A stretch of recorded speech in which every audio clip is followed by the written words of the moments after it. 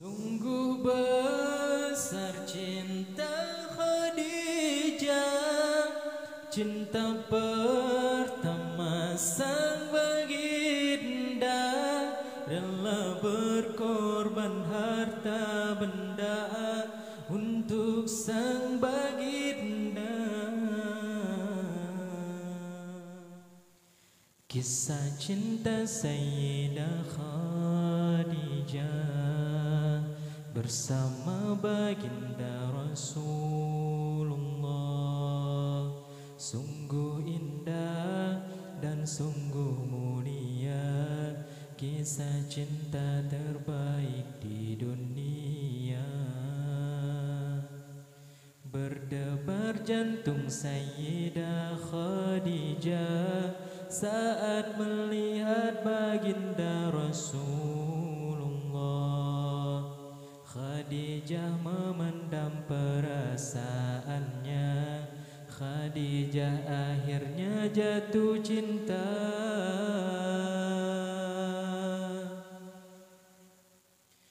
Sungguh besar cinta Khadijah, cinta pertama sang baginda, rela berkorban harta benda untuk sang baginda.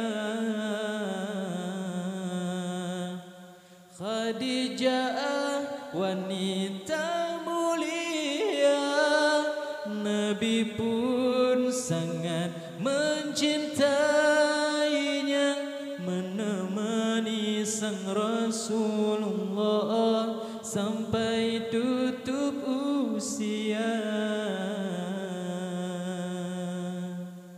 Khadijah istri Rasulullah, Allahumma salli ala Sayyidina Muhammad wa ala alihi wa sahbihi wa sallim. Kisah cinta Sayyidah Khadijah bersama baginda Rasulullah, sungguh indah dan sungguh mulia, kisah cinta terbaik di dunia.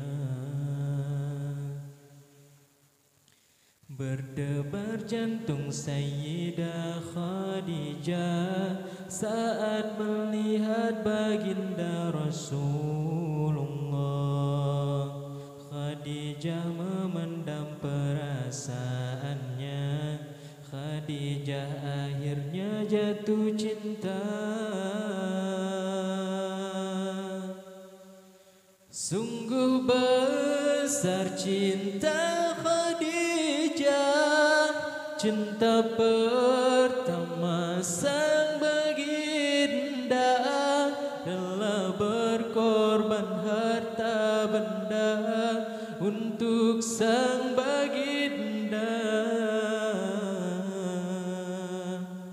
Khadijah wanita mulia, Nabi pun sangat mencintainya, menemani sang Rasulullah sampai tutup usia. Khadijah istri Rasulullah,